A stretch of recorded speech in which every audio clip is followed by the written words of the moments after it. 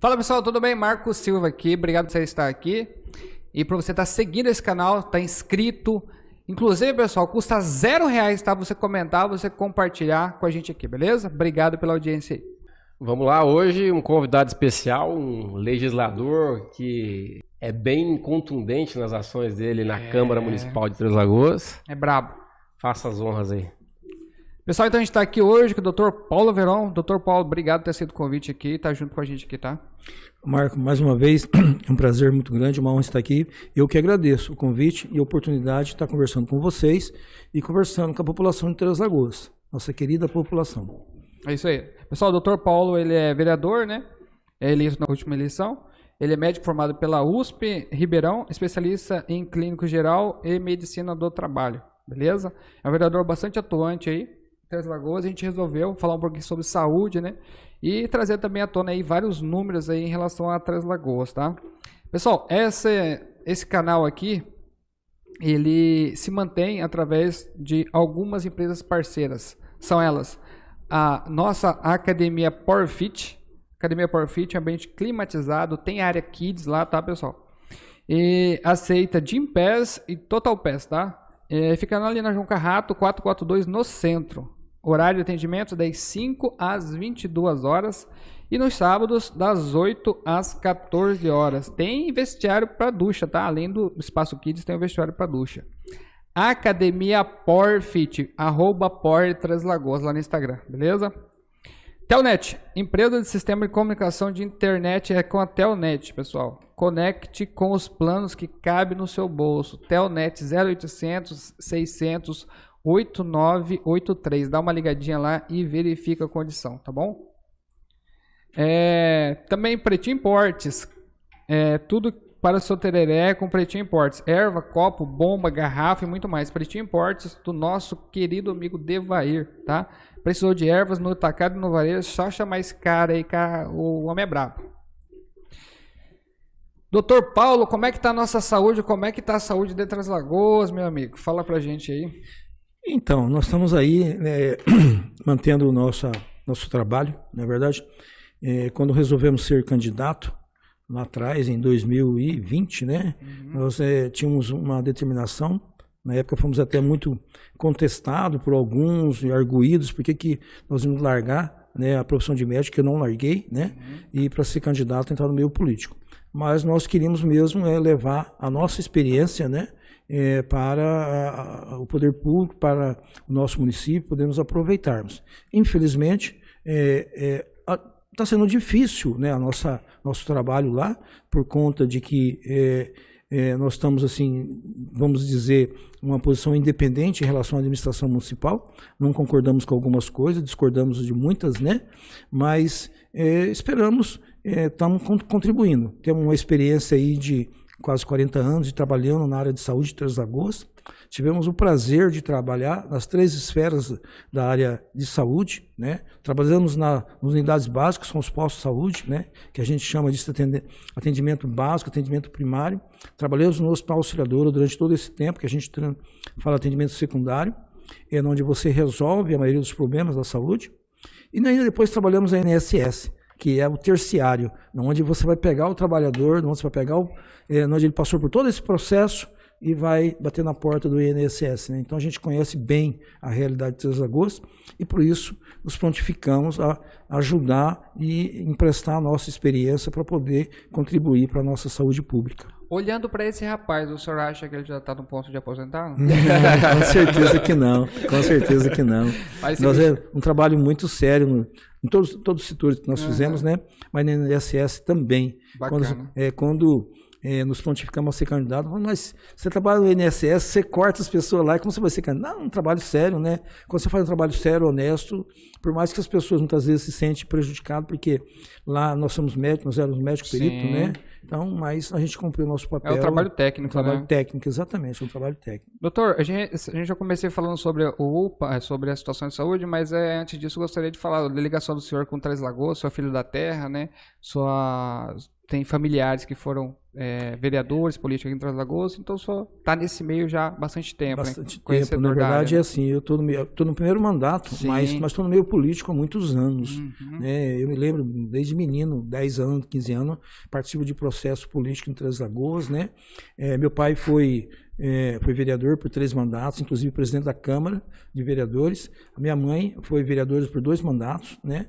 Eu trabalhei ativamente na campanha do deputado Júlio Maia, que era um parceiro meu de consultório médico como eu, que faleceu precocemente, né? Então, e participei de outras campanhas aqui em Três Lagoas, ativamente, e tenho uma experiência bem nascida e criada em Três Lagoas, né? Conheço Três Lagoas desde o cinquentenário, já estamos no centenário, não é verdade? E só saí para estudar fora, 11 anos que eu morei em Ribeirão Preto, mas estou aqui, conheço bem a realidade do nosso município. Mudou muito agora nos últimos 10 anos, 5 anos, com um crescimento muito exponencial, né? Mas as raízes nós conhecemos. O senhor é protagonista de debates calorosos lá na Câmara, né? Acerca especialmente desse tema, né? Sobre a saúde, né? Como o senhor passou por todas essas áreas de atendimento, né? Qual que é o cenário que o senhor dá aí, de uma forma geral, acerca da nossa saúde aqui em Três Lagoas? Então, eu vou repetir para você o que eu falo lá, né? Nossa saúde não é ruim. Eu diria que é melhor que a média nacional, porque a média nacional realmente é preocupante no nosso país. Mas nós podemos ser bem melhor do que nós somos. Bem melhor que nós somos, né?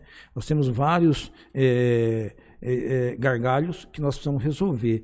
E isso resolve com uma boa gestão, resolve ouvindo a população, acompanhando o que realmente a nossa população precisa, né? Nós temos hoje uma faculdade de medicina, que é uma coisa que contribui muito.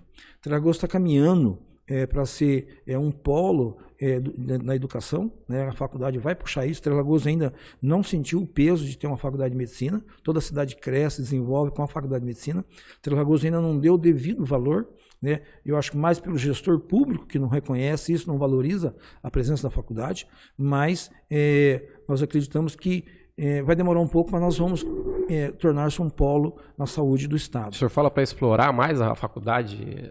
Na verdade, porque nós temos uma faculdade que nós temos lá professores, inclusive eu tenho um projeto, uma indicação que eu fiz há uns 2 anos atrás, que é um projeto assim, de que a universidade ofereceria os professores especializados deles, para atender a rede pública do SUS, aqui onde é a unidade 1, ali no centro da cidade, em frente ao quartel, onde ali eram umas salas de aulas que foram transformadas em consultórios médicos, né?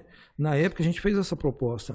Eles relutaram porque veio um vereador dito de oposição, mas esse projeto está quase para ser concretizado. O que é ali? Eles vão usar os professores da universidade, os especialistas da universidade, mais os alunos de enfermagem, fisioterapia, tudo, para atender a população. Ali seria um centro de atendimento especializado. Tipo o que é o 100 hoje. O que é o 100 hoje, seria um 100, para desafogar um pouco. Nós temos uma demanda reprimida em várias especialidades, e isso a um custo praticamente zero para o município. A universidade, a faculdade, que é só que o município seja responsável pelos insumos. Nós fizemos isso há um tempo atrás, essa indicação. Isso já é de pronto? A faculdade tem esse interesse? Tem esse interesse. Ué, por que não é implementado? Já tinha esse interesse antes de eu entrar, né? E aí eles me procuraram. Peraí, mas o senhor entrou já tem quantos anos? 2 anos. 2 anos. Então já há mais de 2 anos já tem esse interesse por parte da Universidade Federal. E a gestão que não tem interesse? Agora está sendo implantado, está quase em vias de ser implantado, mas já era para estar pronto e faz tempo. 2 anos é tempo, né? 2 anos é tempo. Em saúde, isso pesa muito. Gás, compressinha. Que seria utilizado independente do lugar. A gente não está falando do aparelho de tomografia, não está falando de nada milionário. Não. É ali, é um 100. Seria um 100. Mas por que não tem pressa, doutor, por um projeto desse tipo? Não é prioridade. Porque dói, hein? Quando o cara tá ruim, dói, né? Não é prioridade, né? E nós acreditamos que é isso, né? Na verdade, essas são as dificuldades que nós temos. Tem mais outras que eu tenho batalhado muito, que nós entramos, né? Algumas estão sendo contempladas porque é uma realidade tão cruel como essa que não tem cabimento, não é verdade? A gente fez isso desde a nossa época de campanha, porque a experiência desse tempo todo que eu falei para vocês, é o meu contato com os servidores da saúde, tanto da área médica, como o pessoal da enfermagem, eu estou com eles todo dia, são vários anos, vários deles... É um conhecimento na prática, né? A história do cateterismo que eu venho brigando, isso faz muito tempo, é um absurdo. não é verdade? Você tem um infarto de coração, quanto mais tempo você demora para fazer o cateterismo, o tratamento, o tal do stent, é pior para o coração. E nós temos aqui na cidade os 2 hospitais, tanto a Auxiliadora quanto o CACEMS, que fazem isso para os pacientes particulares e convênios. Só que quando é no SUS, você tem que pôr uma ambulância, tem que arrumar um médico, tem que arrumar um enfermeiro e para levar para Campo Grande, para fazer em Campo Grande. Aí você tem que esperar a vaga em Campo Grande, que muitas vezes não tem. E já é afogado, né? Então, Campo Grande já é sobrecarregado. Por que não faz em Três Lagoas? E por que não faz? Qual que é a justificativa? Faz licitação. Mas você faz uma licitação, a gente já brigou por isso uma época, tá certo?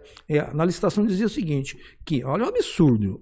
Você vê que eu não falo que tem, porque eu não tenho prova, mas na licitação dizia o seguinte, se o serviço fosse prestado até num raio de 350 quilômetros, o custo de transferência é do município.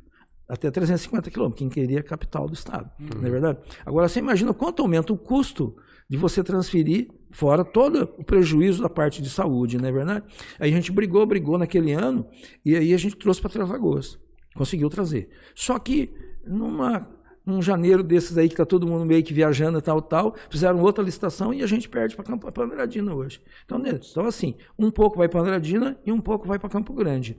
Andradina coloca esse stent? E coloca stent. E aí o cara tem que ir... Lá em Andradina, você tem que pegar uma ambulância, arrumar um médico, tudo isso para fazer em Andradina. Agora, caramba, você acha que a diferença de preço... A capital da celulose manda o cara para Andradina. É isso aí. Esses absurdos que nós temos. Por isso que eu falo, precisamos melhorar muito. Nós não entendemos por que isso. Como você faz uma licitação para tratar o seu paciente? Não, faço licitação, quem vem fazer licitação, prestar serviço na nossa cidade. O paciente, porque eu vou levar um paciente em Andradina, vou levar em Campo Grande, na época era Campo Grande 320, foi daqui a pouco vai ganhar Rio Preto, que é menos de 200 quilômetros, e você tem que pagar o transporte, vai lá em Rio Preto, vai em Fernandópolis, Jales, qualquer lugar. Cara, é porque assim, igual você tá falando, o estresse é uma viagem para você ir para Campo Grande, você fala assim, ó, vamos lá bater perna. Hoje, eu já não tenho saco. Eu também não tenho paciência. Agora você vai pegar uma ambulância de madrugada e tipo assim, emocionalmente o cara vai um bagaço, infartado, com medo de morrer. Vai para outra cidade, os FII fica, e o cara tá lá. Sabe Deus se volta. Pô, bicho.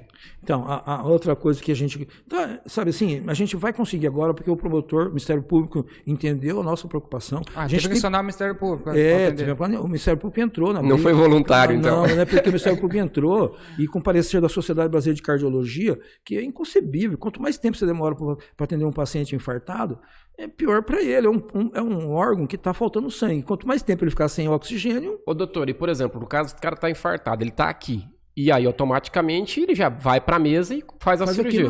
Agora, se ele precisa ir para Campo Grande, ele tem que estar estabilizado, porque se ele estiver meio zoado... Não dá para ir, se estiver instável... Ou pode ser que morre no caminho. Morre no caminho. Então é um negócio bizarro. É complicadíssimo, não dá para entender. E aí outra briga que depois vai se solucionando, que a gente encartou isso desde a campanha também, que é a tal das UTI neonatal, que também... legal falar disso. Né, UTI neonatal, UTI pediátrica, que na CACEMS tinha uma UTI neonatal, na verdade, tinha uma UTI neonatal, e na Auxiliadora não tinha, não atendia pelo SUS. Agora esse é um outro problema. A criança nasce mal, para um prematuro nasce com 1,6 kg e precisava de ser entubado, uma criancinha, uma criancinha de 6 meses ser entubado e pegar a estrada daqui a Campo Grande de madrugada. Eu acho até que esse daí foi o maior avanço do ano passado em relação à saúde. É que a gente começou a bater, cobrar e mostrar, porque aí a gente mostra com convicção. Sim, de real, a necessidade, né? Real necessidade. Então, isso que eu falo, nós precisamos... Isso é de Três Lagoas. Hoje, o Hospital Regional, a UTI pediátrica, brigou muito, a Auxiliadora agora tem o UTI neonatal, mas não foi briga, foi reivindicação. A UTI pediátrica daqui, ela não atende, ela está com o corpo clínico todo prontinho, chegou lá, a criança não precisa ir para Campo Grande mais? Não, hoje, aqui na UTI, na Auxiliadora tem um UTI neonatal e no Hospital Regional tem um UTI pediátrico. Precisou de todos os profissionais da área pediátrica que ele tem. Eles atendem só a nossa demanda aqui, por enquanto? Não, todos eles atendem. Três Lagoas hoje é uma sede da região, numa região, né, de uma marca região. É o centro do Bolsão. Do Bolsão, da Costa Leste. São 9, 10 cidades que ele atende. O hospital regional, pelo que nós tivemos em contato ontem, ele atende todo o estado, né? Na verdade, de repente vem gente do estado de outras regiões do estado. Que é natural, né? Isso também é uma coisa que é uma válvula ali, né? Para dar uma equilibrada. Que é o que o Três Lagoas vai caminhar para ser um polo na área de saúde. Sabe, tudo isso vem contribuir, né? Então, essas brigas, essas reivindicações para a gente, né? A nova briga agora é a radioterapia.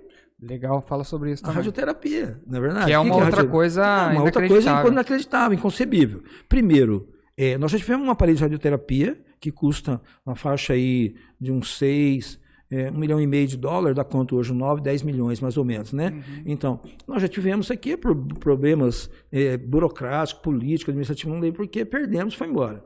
Então, tinha um equipamento de radioterapia. Sabe quando o município ganha? Sei. O governo mandou, mas aí não implanta, não faz, fica naquela, é meu, não é meu, é seu, daquele. Em que gestão? Faz uns 8 anos atrás, 9 anos atrás, né? E foi embora. Então agora, a gente, o dinheiro que sobrou do Odécimo da Câmara, a gente fez um baixo assinado, em que eu peguei... O do Odécimo é o resíduo que sobrou da Câmara, sobrou 11 milhões e pouco, não é verdade? Então... É dinheiro, hein, doutor? É dinheiro. Então esses 11 milhões, nós fizemos um contato com a Rede Feminina de Combate ao Câncer, com o Instituto de Câncer de Três Lagoas, com a Associação Médica, com a Unimed de Três Lagoas, e fizemos uma abaixinada e entregamos ao prefeito para que ele pegue esse dinheiro e monte um serviço de radioterapia em Três Lagoas. É uma demanda da sociedade. Com esse recurso. Com esse recurso que sobrou da Câmara. Das sobras da Câmara, do Odécimo. E aí seria a prerrogativa do presidente da Câmara fazer a doação? Não. Na prerrogativa do Executivo. Porque mesmo o dinheiro sendo da Câmara? Não, quando o dinheiro sobra, nós temos que devolver para o Executivo. Entendi. O dinheiro nós não podemos usar. É o prefeito. Quem executa é o prefeito. Entendi. Nós temos que devolver para ele. E aí é o seguinte, só para a realidade. A gente levantou isso junto à Rede Feminina de Combate ao Câncer, são 200 pessoas que vão por semana para Campo Grande fazer radioterapia. 200 pessoas por semana. 800 sofrendo. pessoas. E mais um pouco que vai para Barretos e mais um pouco que vai para Jales. Então, nós temos uma base aqui quase de 900 pessoas que saem daqui por semana para ir para essas cidades. Agora, Campo Grande, vamos falar a nossa rodovia de novo, perigosa. O pessoal sai daqui meia-noite. Agora, você imagina você fazer, na sua jovialidade, fazer uma viagem aqui a Campo Grande meia-noite, chegar em Campo Grande, você corre o dia inteiro, vai ali, aí 7 horas, 6 horas da tarde, você pega o ônibus, busão e volta. Com saúde, já é cansativo. Aí agora, você vai com o psicológico já zoado, e para fazer radioterapia. Que é um negócio que rebenta o cara. Entendeu? Imunidade, aquele negócio. É isso aí, a nossa reivindicação. Entendeu? E ele está alegando que primeiro que ele ia levar e usar esse dinheiro para fazer rodovias de acesso aos ranchos. O da Câmara, o que daria para comprar o aparelho. Não é só o aparelho, né? O aparelho ele custa $1,5 milhão de dólares mais ou menos. A gente apresentou esse projeto com um modelo de aparelho que quem nos passou foi o pessoal os médicos do Instituto do Câncer, né? Tudo certinho, as empresas e tal, tem que fazer licitação, tudo aquele processo. Mas ele custa mais ou menos isso aí, na verdade. Você tem que montar a estrutura que não é barato, também é caro, mas os 11 milhões praticamente resolve o problema. E se não resolver, nós temos certeza que o governo do estado tem um maior interesse em ajudar a completar. Desafoga Campo Grande. Porque hoje no Mato Grosso do Sul só temos Campo Grande e Dourados. Só o cara da empresa do ônibus é que não vai gostar muito, que vai perder cliente. Vai perder cliente. Ele tem que ficar levando imaginar essa situação, essa radioterapia é uma outra luta nossa, que nós vamos conseguir sim, porque o povo é muito sofrido e ele vai nos ajudar nisso, a sociedade organizada. A gente está fazendo um apelo, estou aproveitando vocês para fazer esse apelo à sociedade organizada para que lute. Só aquele que sabe o que é sair daqui de noite, mas para fazer essa viagem, não é verdade? 11 milhões é na infraestrutura. O ano passado, a infraestrutura gastou 220 milhões. 11 milhões é menos de 10%, quer dizer, lá para eles não é nada. Agora, para esse negócio da saúde... E eu acho que quando a gente olha para a infraestrutura, a gente tem a necessidade de ter uma rua asfaltada, precisa passar ali e tal. Mas eu acho que entre você precisar passar numa rua asfaltada e um cara que está fazendo um tratamento pesadíssimo, você forçar ele... Quantas vezes para Campo Grande para um tratamento, quer dizer, se a gente olhar a dor, o sofrimento, você nem coloca na discussão, né? Essa é uma das coisas que a gente diverge com a administração, quando eu falo, né? Porque o que ele investiu de infraestrutura é muito maior. Mas só aproveitar, tem recurso para os dois, né? A gente está falando do Odécimo, isso. Sim, que não eu ia comentar isso. O do Odécimo é uma coisa que sobrou, beleza, mas assim, digamos que esse do Odécimo nem existisse.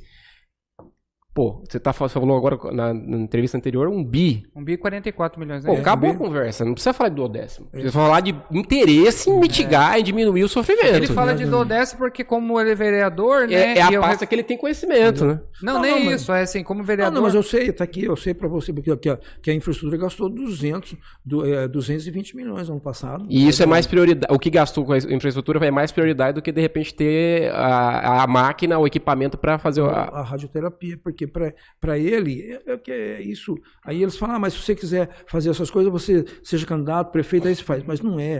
É o que eu já falei.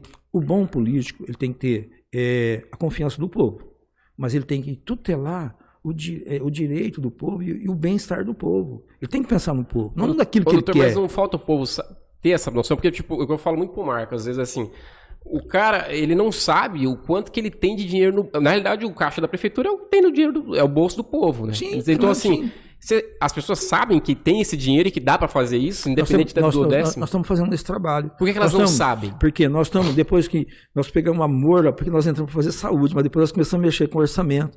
E a gente viu que o orçamento é onde você vê onde o dinheiro vai. Isso é fundamental. Você entendendo?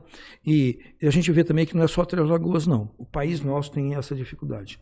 Porque é onde você faz projetos, né, onde você vai aplicar o dinheiro que é do povo, que ele que paga. Então, o povo também teria que ter um pouco mais de participação, de ver, e isso está na Constituição, que é o controle social. Esses montes de conselho que tem, todos eles eram para ser operantes, porque igual você tem um Conselho Municipal de Saúde, qual eu frequento, todas as reuniões, você, né, lá tem representante dos usuários, representante dos trabalhadores, representante dos entes públicos, federais, estaduais, todo mundo participa para ver onde está sendo aplicado, e participa com direito a voto, vetar, todas essas coisas. Uma pergunta, esse conselho Mensal. E ele não é filmado, não, né? Não, mas seria legal parece que daqui para frente, né? parece que está sendo trabalhado nesse sentido. É mais uma forma de informar. Né? Então, o controle social, a Constituição de 88 trouxe muito disso, do controle social, para o cidadão ver onde está sendo aplicado o dinheiro dele. E nesses casos aí, a gente não tem dúvida nenhuma de que ele vai opinar pelo aquilo que vai diminuir o sofrimento. E uma boa política pública, todos nós sabemos, educação, saúde. Essas são as prioridades. É a base. É a base. Então eu falo para vocês, se vocês pegarem aqui no prefeito, que estão 6 anos aí, ele pegou, por exemplo, aqui, infraestrutura, em 2017 teve uma despesa de 34 milhões. 34, ele pegou. Gastou em 2017. Em 2022, que foi agora, ele gastou 220 milhões. Então ele teve um acréscimo de 450% do que ele gastou em infraestrutura e do que ele pegou e do que ele está agora, 6 anos depois. O nosso orçamento de saúde de 500 milhões foi para 1 bilhão, então ele dobrou em 100%. A educação e a saúde, a educação cresceu 100, menos um pouquinho. Só que esse cresceu quase 150% a infraestrutura. Quer dizer, proporcionalmente, ele investiu mais na infraestrutura do que investiu na educação e na saúde. Então, são prioridades. Mas o prefeito foi eleito para isso, o povo votou nele, tudo bem, mas ele tem a obrigação de zelar por aquilo que é o melhor. Doutor, com tanto investimento colocado na infraestrutura, por que quando chove a gente tem tanta rua que alaga e ainda não consegue entrar dentro de casa? Mesmo nesse cenário onde o senhor apontou que teve tanto investimento na infraestrutura. Na verdade, assim, eu acredito um pouco por causa das condições climáticas do mundo inteiro modificando recentemente. Isso não é uma particularidade só de Três Lagoas também. O que me preocupa em Três Lagoas é que a gente vê que ele está fazendo, mas precisava ser mais rápido e precisava ser melhor aplicado, porque a gente continua com os problemas, a gente continua com os bolsões, né, de lugares, toda vez que chove ali. Os famosos lugares de alagamento ali. E a gente, já são 6 anos que ele está aí. Eu vi o senhor falando... Já são 6 anos que ele está aí, né? Então, estou fazendo máquina, mas em resultado prático mesmo, né? A gente não... Eu vi o senhor falando na última sessão sobre o mapeamento dessas áreas, né?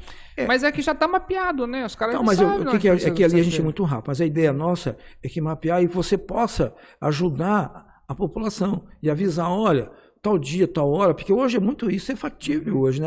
Gente... Prepara que vai vir pé d'água aí e tal, porque já que você não conseguiu dar a infraestrutura, que pelo menos que se faz em grandes centros, em grandes cidades, é isso, essa é a nossa ideia, de ajudar a população, prever que vai, porque hoje você consegue com algumas horas saber que vai chover e vai cair uma tempestade, não é verdade? Essa é o nosso intuito, coisa que está sendo feita em alguns lugares do mundo, em alguns lugares do nosso país, entendeu?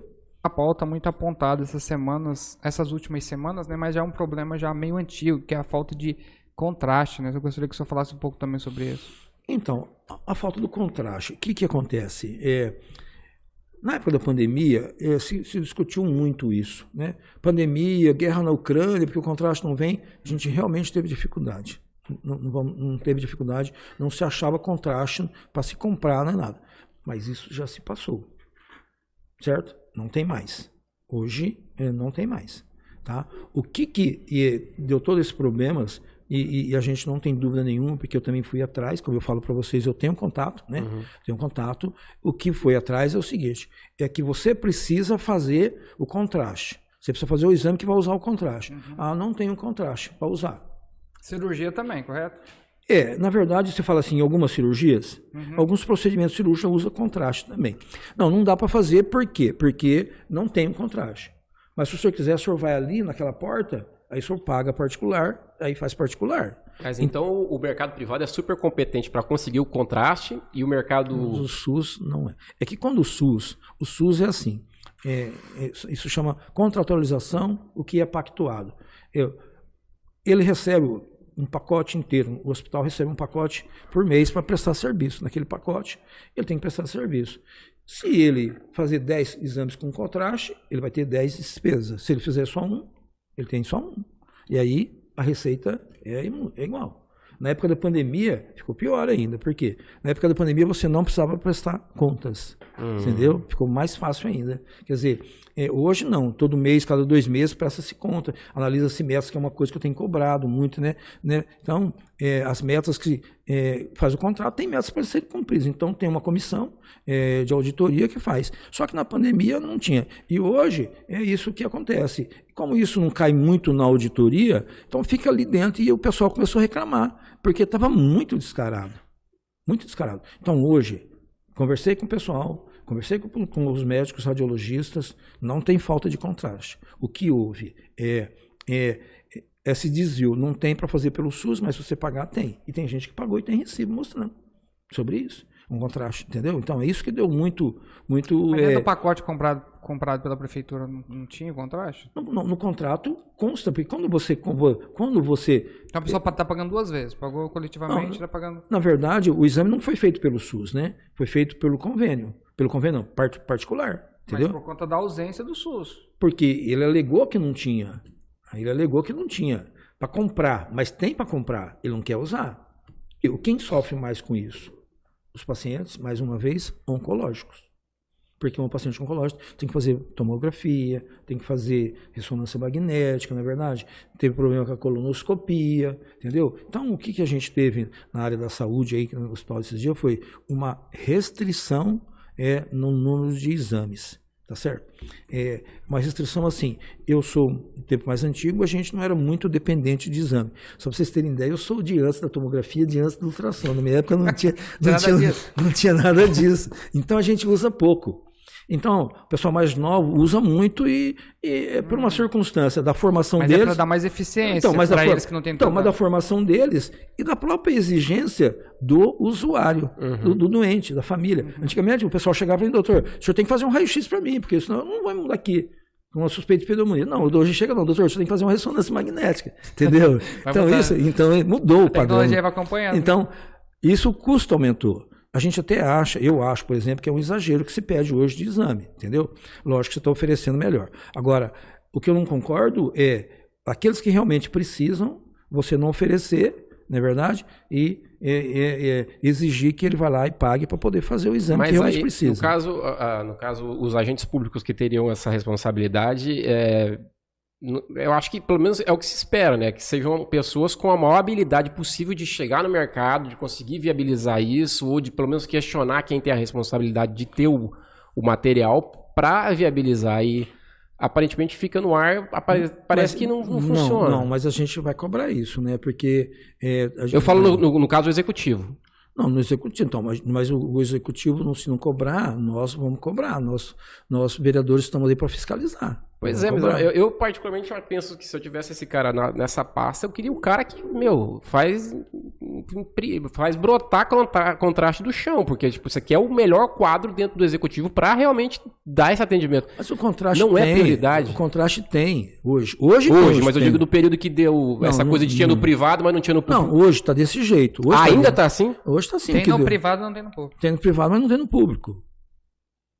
Tem alguma questão de valores? Tipo, o cara é mais negócio vender no privado? Ele não quer usar. Ele não quer oferecer o exame pro doente. O hospital que presta serviço, ele não quer oferecer o exame ao paciente do SUS. Aí ele fala, pelo SUS não tem contraste. Mesmo pago. Não tem contraste. Agora, se você pagar ali, aí você pode fazer. Ele alega que está em falta. Que está em falta, que o SUS não tem, que não comprou. Mas hoje nós sabemos que tem contraste. Do serviço público prestado em Três Lagoas, qual que é o serviço que o senhor acha que precisa avançar mais? Tá mais difícil. É difícil, né? Porque são várias frentes, né? São várias situações diferentes. Aí eu falo até que é questão de política pública, de priorizar aquilo, né? Eu, por exemplo, sou da área social que engloba saúde, educação, né? Verdade, social. Eu estou mais perto, inclusive, disso, né? Eu vejo isso, aquilo que eu sempre falei, todas essas coisas de alta complexidade em saúde, eu acho que para mim isso é prioridade, porque é minha área, não é verdade? Eu acredito que o pessoal reclama muito, todo dia a gente vê reclamação das alagações, nas inundações, nos bairros, isso é uma coisa que realmente deixa triste. Eu tenho andado agora para ver isso, que as pessoas têm me cobrado, então eu vejo cada rua, eu penso assim, o dia que chove não dá pessoa, ninguém consegue sair de casa, isso é muito triste também, né? Muito triste. Então são muitas frentes, na verdade, são muitas coisas que precisavam ser, assim, melhor aplicado. E o que a gente tem ainda, e que algumas pessoas não sabem, quer dizer, a grande maioria das pessoas não sabe, é que no final do ano ainda sobra dinheiro. 200 milhões, 150 milhões. Que isso em gestão pública, enquanto alguns vangloriam que eu economizei, não é economizar. Na sua casa, quando se economiza, é uma coisa. Agora, na gestão pública, você arrecadou o dinheiro do cidadão para trazer benefício para ele. Não é para aplicar no mercado, não é para guardar no banco.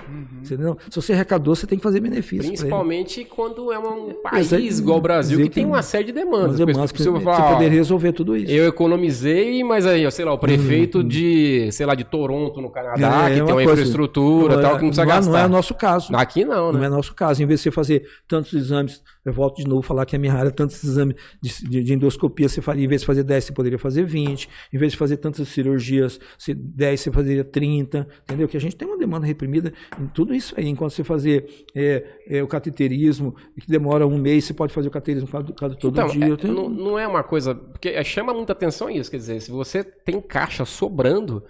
E é óbvio que a medicina é uma área mais complexa porque às vezes você não tem o profissional, mas se você tiver a grana, você contrata uma equipe de fora e traz aqui como que funciona isso. Não seria possível aumentar isso? Aí a gente entra numa outra coisa que eu tenho combatido muito, que é a judicialização da saúde. A judicialização da saúde. Que alguém ganha dinheiro com isso. Alguém ganha dinheiro com isso. Por quê? Aquilo que você falou, eu tenho um profissional, eu tenho a estrutura, eu tenho o equipamento para fazer convênio particular. Por que eu não contrato isso para fazer pelo SUS? Aí eu não contrato. Não é verdade? Aí, como eu não contrato, como é a obrigação do Estado oferecer, porque está na Constituição, oferecer saúde ao cidadão, como ele não tem contrato pelo SUS, ele judicializa. Aí quando ele judicializa uma coisa que custa 10, vai custar 100. Porque aí vai ser tudo particular. A gente está citando até um caso de uma paciente aí, que recentemente a cirurgia dela vai ficar em R$200 mil. E pelo SUS? Judicializado. Pelo SUS, isso aí não dá 30 mil. Mas o judicializado, qual que é a questão? Porque não é contratado pelo SUS. Aí, como ele não é contratado pelo SUS, a ação do Estado é oferecer saúde, o próprio hospital faz isso. Olha, aqui não é contratado, isso não é pactuado, eu não tenho obrigação de fazer isso. Para mim fazer, você tem que ir lá no juiz, como chega no juiz, como é constitucional, é um direito, o juiz manda o município fazer. Aí o município tem que fazer. E aí não tem, no caso, uma licitação, algo... Não, tem até licitação, tem licitação. Mas ainda assim é mais lucrativo para a instituição. Que eles pagam, que é outra coisa. Mas o que falta para ter um caminho mais direto, sem precisar judicializar? O que falta? E conversar, sentar na mesa e oferecer o serviço. eu falo para eles, no plano de saúde... Porque vai ter que pagar todo jeito, pagar mais ainda. Paga mais caro. No plano de saúde, você vai lá consultar um Unimed, vamos supor. Seu médico pede um exame, seu exame passa para ser autorizado. Você vai passar por uma coisa que a gente chama um auditor. O auditor, concordou com o exame, autorizou, acabou. Está feito, é um direito seu. Na saúde pública, devia fazer isso também. O cara pediu uma cirurgia. Se ele tem um auditor, avaliou, precisa, não tem como. Por que você vai negar? Não adianta você negar, porque negar, no fim, o juiz vai mandar você fazer. E aí vai ser particular. Em vez de você pagar 10, você vai pagar 100. E tem um processo ainda que é pior, porque além de pagar mais caro, esse cara precisou esperar um tempo para esse judicial resolver, que às vezes não é... Aí que eu acho que dão dois interesses. Um é do hospital de ganhar, e o outro do poder público de procurar, que o paciente procura as outras alternativas. Quais são? Ou ele paga... E aí é uma paulada. Então, aí ele paga, na verdade, mas ele vai pagar melhor que o judicializado, porque ele vai pagar e o cara sabe que ele não tem dinheiro para pagar. Você acha que alguém teria dinheiro para pagar 200 para operar aqui em Três-Lagoas? Você acha que alguém tem 200 mil para operar em Três-Lagoas? Não desmerecendo nada, mas não ia, na verdade. Então, assim, ele vai esperar que esse paciente paga, ou que esse paciente procure um outro lugar, arruma um parente em alguma cidade e vaza, ou a terceira, que é mais triste, né? Que o paciente... derreta, né? Morra sem ter o atendimento adequado. Tem uma ação dos juízes, né? Inclusive essa semana agora teve a primeira reunião, a gente está até preocupado com isso, que é uma coisa assim, tem tanto isso no país que o judiciário criou, chama Conjus, é um conselho para poder normatizar isso, né? Então, aquilo que é óbvio não precisa judicializar, porque a justiça já, primeiro que é trabalho para ela, entendeu? É trabalho para ela, não faz sentido. Aquilo que é óbvio não precisa judicializar, é só ir lá procurar ele, que ele faz e acabou. Uma coisa típica disso, vocês já viram falar muito disso, o tal do duplo J. O duplo J é um catéterzinho que põe num rim, para pegar a urina que é produzida no rim, tem uma obstrução entre o rim e a bexiga. Então você passa um catéterzinho ali para trazer, é um tunilzinho, põe dentro vem do rim para a bexiga, por dentro do ureter. Aquilo ali tem um tempo de validade. Ele não pode ficar ali o tempo inteiro, ele é temporário, só para resolver aquela coisa ali. Então, se você pôs, um dia você vai ter que tirar obrigatoriamente. Agora, você precisa judicializar para tirar? Não precisa, porque é óbvio. Se você pagou para tirar, você já paga para tirar. Você já pagou para colocar, você já paga para tirar. Porque tem que judicializar. Alguém vai pôr um daquele lá sem precisar? E é assim hoje? E assim. O que eu percebo também com relação a essa...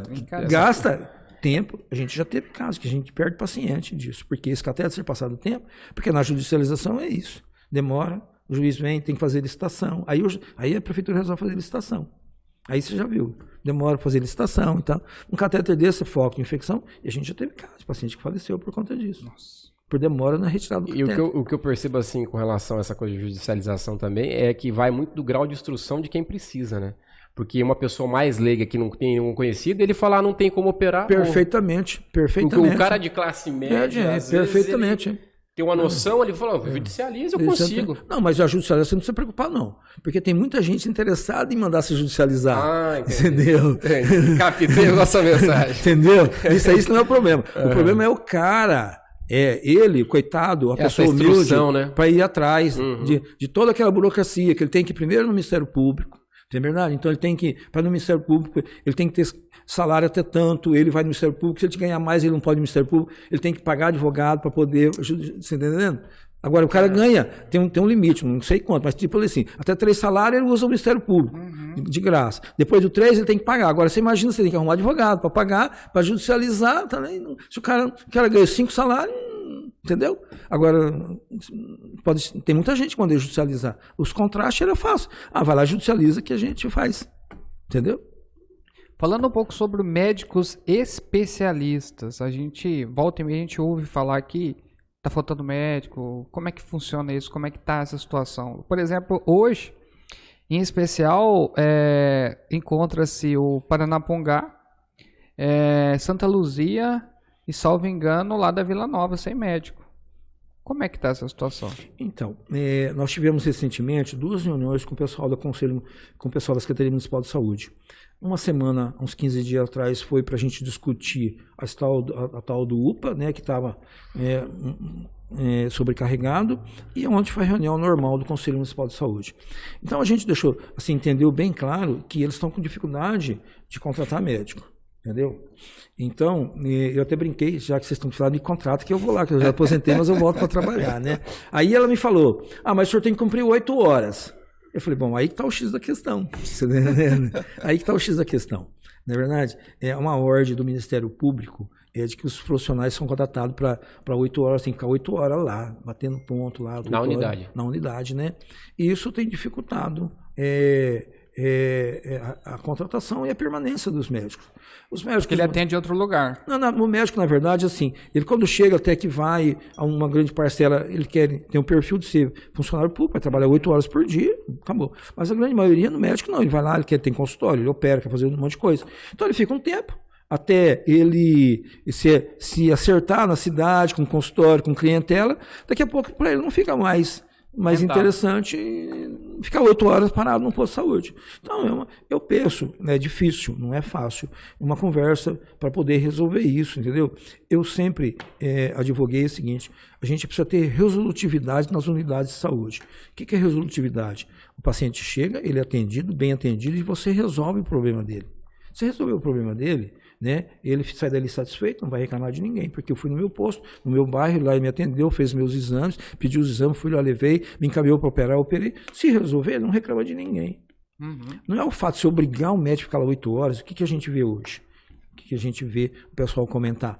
É que ele vai lá, ele tem que ficar 4 horas, de manhã, 4 horas da tarde. Então, 4 horas, 2 horas ele gasta para atender, as outras 2 horas ele tem que ficar lá, e fica lá no WhatsApp. Mas porque ele não atende depois? Não, porque eles atendem.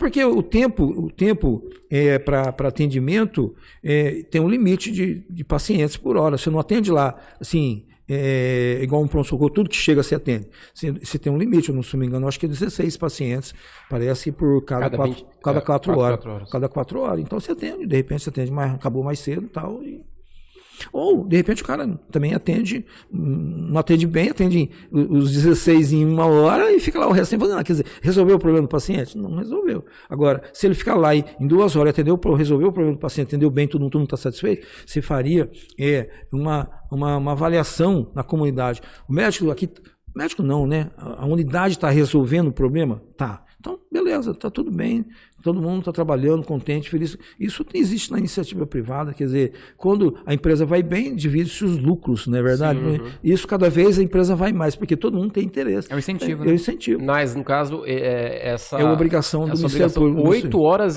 não pode ser contratado por 4, então, por exemplo? Não, tem gente que é contratado por 4, tem gente que é contratado por 4. Cada um mas dentro dessa contratação desse período, precisa atender um número X de pessoas. Um X de pessoas. É complicado, amarrado, hein? Ele tem que atender 16 pessoas, por exemplo. Na minha época era 16, hoje, mas eu acho que é 16 por cada 4 horas, entendeu? Então, uma das coisas que eu percebi nela, até falei para ela, se ela quiser me contratar, eu ia trabalhar, é falta de médico mesmo, porque eles estão abandonando. Tipo assim, o pessoal está saindo, né? Não está sendo interessante. Nós temos um problema aí, que vai ser corrigido com esse aumento do salário do piso do executivo, do teto do executivo? Na verdade, não é todo mundo que ganha aquilo, né? Uma parcela daquilo, né? Na verdade, é uma parcela, né? Uma parcela, não é todo mundo, não. É uma parcela que que ganhava acima do teto e estava com dificuldade, mas não é a grande contingente. Mas você acha que melhora nesse sentido, não? Sim, vai segurar alguns, mas não é o grande contingente, não. O grande contingente é o outro que não ganha teto, né? Não ganha isso, não. Não ganha, não. Entendeu? A gente está aproveitando muito os recém-formados hoje, né? E vai aproveitar mais com o jornal, né? Vai aproveitar, né? Mas o ideal é que a gente aproveitasse, desse oportunidade às pessoas, tivesse um treinamento, não aproveitar ele recém-formado, como tem em alguns casos, né? O ideal é que a pessoa passasse por um processo de especialização. E aí vem uma outra batalha que a gente vai, daqui a um tempo, entrar numa briga, que é uma visão assim, hoje, o esteio disso tudo é o médico de família, que é aquele que fica lá no bairro, que ele vai na casa, que ele atende, que é aquele que o paciente fica amigo dele, tudo, né? Criar-se, como a gente tem uma faculdade, criar-se residência em médico da família, que é uma coisa muito valorizada no país hoje. Porque é um cara que não é um clínico geral, não é um recém-formado. Não é um recém-formado, é um médico de família, que é um que eles querem implantar, mas sem a devida formação do profissional. É aquele cara que o que ele vai mandar para o especialista tá certo? Que ele vai mandar para o especialista só os casos que realmente precisa do especialista. A grande maioria dos casos ele vai resolver. Que isso a gente também já vê nos próprios convênios. Importante, nos né? próprios convênios hoje a gente vê, não é verdade? O convênio hoje ele consegue abaixar o custo dele, por quê? Olha, nós vamos fazer, porque você vai fazer um atendimento primeiro com um médico clínico geral e ele vai resolver a maioria dos seus problemas. E a gente sabe disso. A experiência sabe que, em termos de população de saúde pública, 80% se resolve com o que vocês chamam de clínico geral, mas que hoje seria o médico de família, tá certo? E na iniciativa privada é o clínico geral. Esse cara é mais barato para o gestor público e mais barato para o... E ele sendo eficiente também tem um detalhe, porque, por exemplo, eu chego com um problema, o senhor é o clínico geral, e aí eu estou com um problema X e falo desse problema. Se o senhor não fizer uma avaliação muito boa, você pode me encaminhar para um especialista que não é o meu problema, então você vai gastar 2 especialistas. Exatamente. Tem que ter uma otimização, né? Exatamente. Esse profissional é bem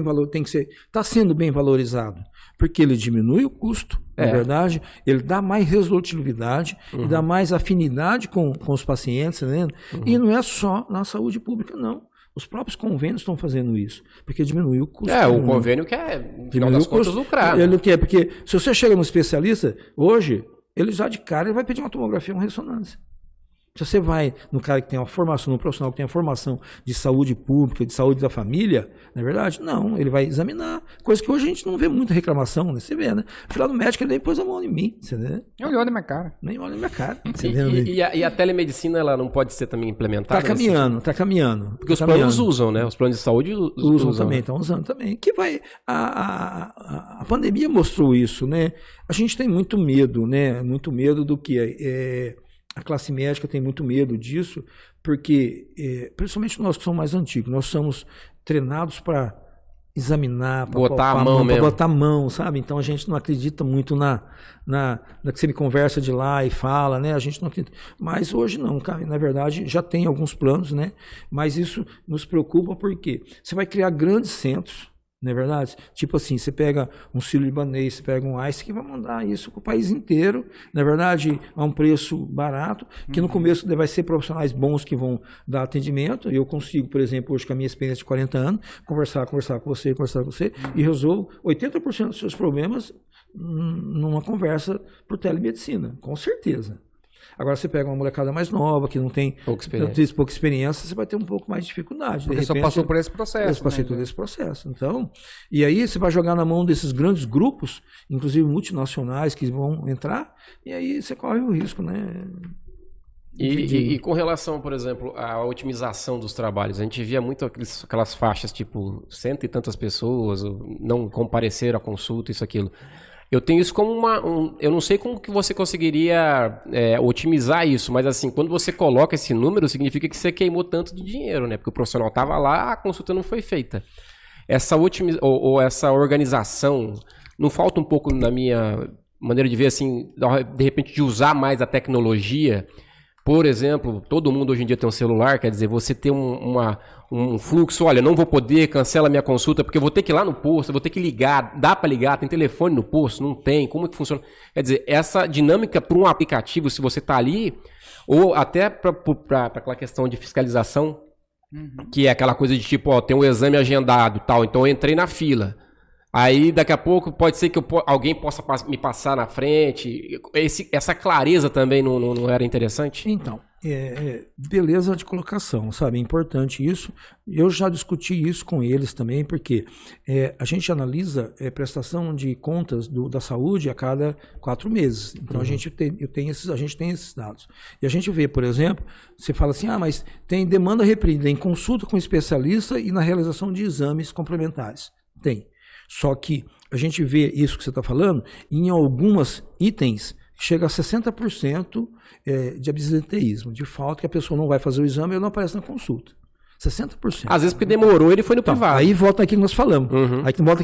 Demorou, ele foi no privado, morreu ou foi fazendo outro lugar. Foi sem querer, querendo. Aí, o que acontece? Hoje, os consultórios particulares fazem. Os convênios faz. Você marca a agenda. Mas na véspera, falou, confirmar com você tá vindo amanhã? Tá, não tá? Põe em outro lugar. Prejuízo pro cara, né? Então, Agora, hoje, com tudo isso que você falou, com todos esses avanços, que hoje todas as unidades têm, não é verdade? Você poderia pôr uma pessoa para resolver isso. Sim. Tratar como fosse na iniciativa privada, como é na medicina suplementar, porque no seu consultório você faz isso. Sim, claro. O cara no seu bolso. Está no meu bolso, eu tenho que ligar para ele. Ele marcou faz 15 dias. Aí a minha secretária liga para ele na véspera, ó, amanhã tem uma consulta marcada para o senhor amanhã, tá? Podemos confirmar? Pode confirmar, não é verdade? Não pode. Aí põe em outro lugar. Para otimizar o processo, seria interessante dá mais produtividade, mais resolutividade. Essa coisa do aplicativo. A gente já discutiu isso, eu já falei para eles que... E eles estão começando a fazer nisso, entendendo? Isso é importante, o SEM tem pensado nessa possibilidade, porque, na verdade, perde-se muito tempo. Não, da tecnologia, a gente não está nem inventando a roda aqui. Na realidade, assim, se você olhar para a coisa da tecnologia, você vai copiar alguma coisa que já está rodando por aí. Você traz para um aplicativo, para a galera mais nova, usa, marca, consulta, desmarca. Ah, mas o cara mais velho não vai dar conta. Beleza, então mantém esse call center ali menor para uma população mais específica, para o idoso. Você consegue melhorar, sim, você consegue. E o custo disso, proporcionalmente ao que você gasta de tempo de profissional especialista, que é mais caro ainda, quer dizer... E principalmente considerando que aquilo nós tínhamos conversado. De um certo período, porque as unidades, todas elas têm um período de trabalho, depois uma hora e pouca, todo mundo fica... Dá uma estabilizada. Era a hora de você poder realmente pôr esse pessoal para poder fazer esses contatos, né? Então, eu penso que, na verdade, vai caminhar para isso. E a gente precisa para poder aplicar bem, na verdade...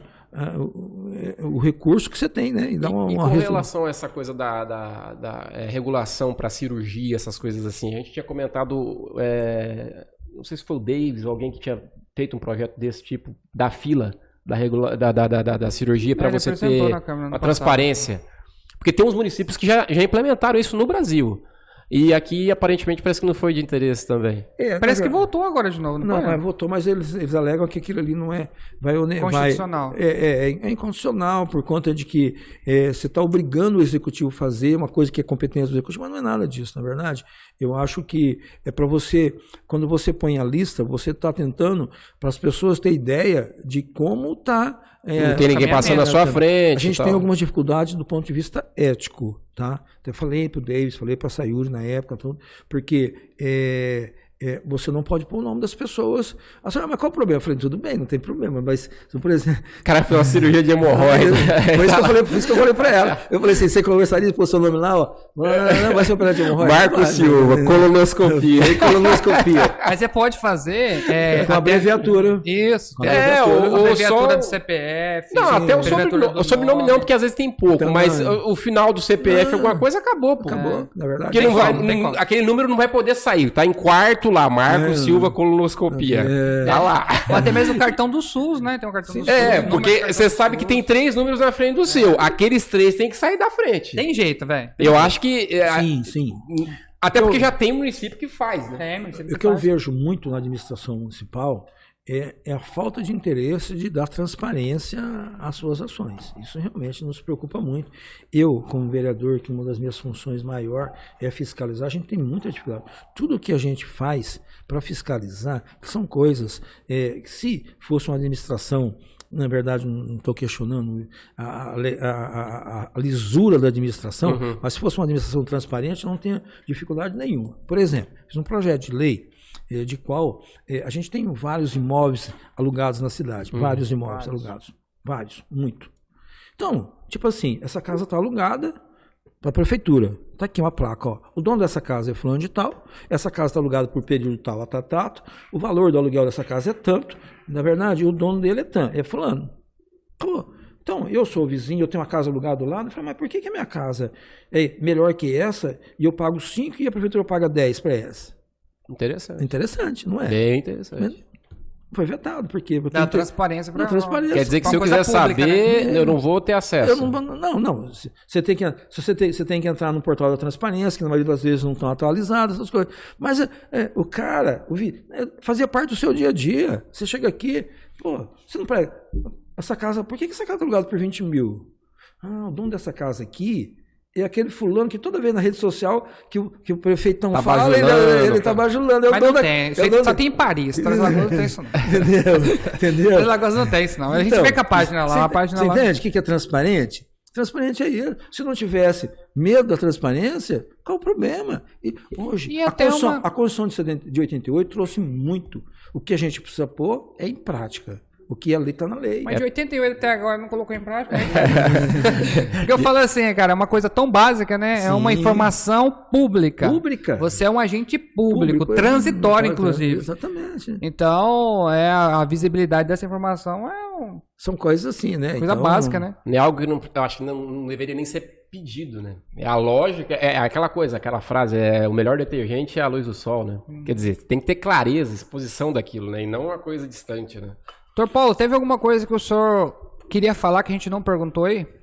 Não, na verdade eu vim falar sobre saúde muito com vocês, né? Tinha uma coisa que é uma outra luta nossa também, que é oferecer saúde ocupacional ao servidor público municipal.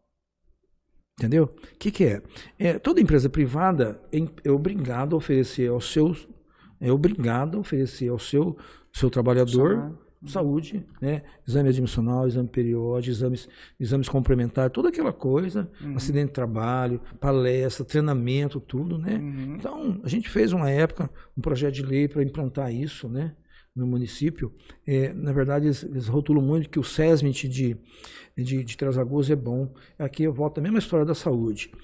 Tem prêmios aí e tal, mas é porque no país inteiro vocês não vê falar em saúde pública do servidor público. Vocês veem saúde, o público cobra do servidor, cobra da iniciativa privada que ele faça, mas ele mesmo não faz uns dele. Entendeu? E não é só Três Lagoas. Não é só Três Lagoas. Os caras têm o sede daqui, tem um trabalho, está melhorando, estão equipando, mas tem os profissionais. O meu projeto de lei era só para organizar. O que a lei determina, porque os profissionais também estão lá. Tem médico, tem enfermeiro, tem técnico de segurança. Mas não é uma coisa meio esquisita? Vou dar um exemplo para o senhor. Há uma lei geral, né? Que você, como funcionário, por exemplo, você vai subir numa altura de 1,80 m, você precisa de cinto de segurança, capacete, trava-quedas. Todo trabalho no setor público não há essa exigência. Então serve para todo mundo, inclusive o Estado que cobra isso. Sim. Mas para o próprio instituições do Estado não é necessário. Então, eu mandei agora, depois eu posso até te mostrar. Eu te mandei agora, porque nesse final de semana, domingo, eu peguei um trabalhador lá em cima. Como eu conheço o pessoal, 40 anos conheço o pessoal, eu trabalho na área, né? Eu trabalho muito na área ocupacional, sabe? Eu sou médico de trabalho também, como você falou aí, né? Então eu trabalho muito essa preocupação, entendeu? Então, eu mando para eles agora, para não falar que eu estou mandando para eles, na época que eu comecei na Câmara, não sei se você lembra, de um BO no começo. Na própria Câmara. Na própria Câmara, que eu fui lá e falei, olha, não pode acontecer isso. Né, na Casa de Leis? Na Casa de Leis, você vê, na Casa de Leis, você vê. O cara estava lá em cima trabalhando sem segurança nenhuma. O cara saiu dali, cai e morre. Deu um BO danado na época, um bochicho, caiu, sobrou no colo da Sayuri, sabe? Porque a Sayuri, você já viu, ela, né, foi lá, mas eu falei, como eu fiz agora? No domingo agora eu fiz um ali, no cruzamento, quem trabalhou vai ficar sabendo, no cruzamento da Filinto Mir com o Lito Mancini. Você não trabalhando nem em cima, acho que eles estão instalando câmera ali em alguma coisa, mas sem segurança nenhuma. Recentemente ali na Rosário, no começo da Rosário ali, daqui para lá, no começo da Rosário, tinha um outro, esse é o trabalhador do município. Tinha lá, mandei para eles, a foto do carro, um carro, uma pampinha dessas aí, uma pampinha, ele põe uma escada ali, em cima dessa escada o cara subiu no poste lá em cima para pôr uma bandeira, sem cinto de segurança, sem nada, você tá entendendo? Sem nada. Hoje é uma coisa assim, inconcebível. Então essas coisas que eu falo, o trabalhador, o servidor público, ele tem direito a tudo isso. Ele tem tudo isso, né? E que na iniciativa privada é cobrado e lá não tem treinamento, você precisa treinar. Sabe, você vai começar a trabalhar hoje nós temos, e não é só os nossos servidores, aqueles que são terceirizados nossos também. Doutor, mas porque você trabalhou lá, deixa eu só completar, daqui você trabalhou lá, você sabe, a empresa contrata, mas aquele que contrata ela é corresponsável. Então o município, quando contrata uma terceirizada que não cumpre, se o trabalhador sofreu um acidente, se a empresa não tiver como custear, quem vai custear é o município. E no final das contas é o município. É o município. Na realidade, aquilo ali vai cair no seu bolso. Essa é uma outra bandeira nossa, você entendeu? Que a gente vai lutar mesmo e a gente... Que é assim, os grandes municípios que têm preocupação com o seu servidor, né? Tá implantando isso, que nunca houve mesmo preocupação, não. Tem alguns lugares, por exemplo, o Estado nosso. Ele vai contratar, ele dá a lista para o candidato, ó, você vai lá e faz exame e traz. Quer dizer, ele tem que pagar, o candidato tem que pagar o raio-x, o exame, tudo, e vem para fazer. Na iniciativa privada, quem tem que pagar é a empresa. Não é assim? Sim. Por que ele faz isso com a iniciativa privada e ele mesmo não faz? É um direito do trabalhador. Isso também está na Constituição, tá vendo? E o município nosso tem servidor que é contratado no regime próprio deles, né? Esses não estão pela CLT, mas mesmo assim, independente dele ser CLT ou não, ele tem direito de ter segurança no trabalho. Está resguardado. Agora, também o município tem contratados pela CLT. Esses mais ainda. Vê se você faz exame periódico nesse pessoal. Você já ouviu falar de exame periódico em servidor público? Não faz. Agora, por que a iniciativa privada gasta dinheiro, investe e é penalizado, vira e volta, e o poder público não faz? É uma coisa até lógica, né? Para você produzir bem, você tem que estar bem. Isso que eu ia falar, até para a produtividade do cara. Né? Até isso, para a empresa, que é uma empresa pública, mas não deixa de ser uma empresa. Até para ela é mais interessante. Sim. E aí vem uma outra história, que é o regime próprio da nossa Previdência Social, que também é uma coisa tão boa que está assim, quem tem, quem não tem está proibido de ter. Isso quer dizer o quê? Que não é um bom negócio para os municípios. Não é um bom negócio para os municípios. Se nunca um fechar, quebra todos os municípios. Aí, no caso, você está falando da aposentadoria do servidor público municipal. Que não é só aposentadoria, é um monte de situações. Por quê? Você analisa a nível federal que o INSS, com todo mundo contribuindo, ele tem dificuldade. Agora imagina uma coisa pequena. Essa é uma coisa que eu tenho muita curiosidade, porque assim, isso é um fundo que você pega do salário do servidor, o servidor que está ali agora vendo a gente, pega uma porcentagem do seu salário para te pagar uma aposentadoria lá na frente. Hoje, a CLT, o brasileiro normal que está nas indústrias entre as lagoas, ele paga isso para o INSS, que não consegue suprir isso, e aí vem dinheiro da União, não é isso? Sim. Para complementar, para cobrir o rombo. Aqui, no caso, a União não vai socorrer, se tiver algum problema. Primeiro o município tem que socorrer. Porque, por exemplo, teve o do Correios, teve vários que já deram problema. Então, o cara que é do município hoje, por exemplo, como que ele pode estar mais atento a como está sendo gerido? De quem é a responsabilidade de gerir, de fazer esse dinheiro render, de alocar? É do município. Tem uma comissão, na verdade, que é composta por servidores públicos. Representando o poder público. Representando, tipo assim, o executivo, vamos supor. E tem outros que são representando os servidores. E tem outros que representam os aposentados e pensionistas. Tem uma comissão. Eu acho que isso é extremamente importante falar, até porque o cara, às vezes, ele está muito tranquilo e o senhor está falando do futuro dele. O servidor concursado efetivo, ele contribui para o regime próprio do município. Entendeu? Então, isso aí... ele sofre muita influência, principalmente política. Algumas vezes você tem que tomar medida mais drástica, como o governo tomou em 2019. Apertou. Por quê? A expectativa de vida aumentou. Então, antigamente aposentava com 60, agora passou para 62. Não é verdade? Por quê? A expectativa de vida aumentou, as pessoas estão vivendo mais. Então, você trabalhava 30, você vivia mais 10, Pagava. Só que tem uma matemática aqui também. Agora, antigamente você pagava. Agora que começou a pagar 15, o cara vivia 30. Aí não consegue, aí não aguenta. Entendeu? E no meio nosso, municipal, acontece a jogada política. O cara pega, faz um populismo ali, na época que ele está lá, ele quer fazer de bem, dá um monte de benefício.